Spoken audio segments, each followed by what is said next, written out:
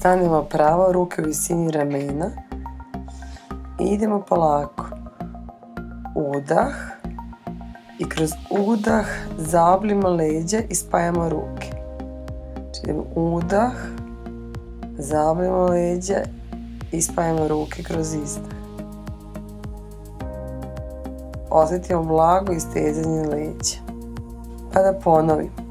Znači stanete pravo u neutralni položaj, karlica niti je previše nazad, niti previše napred, nego u sredini, rebra dole i zategnut stomak. Ruke su u visini ramena, idemo udah i izdah. Kada udišemo, kao da taj vazduh guramo u leđa i vraćamo se. Ukoliko želite da promenite vežbu, samo promenite disanje. Vežba je za istezanje leđa.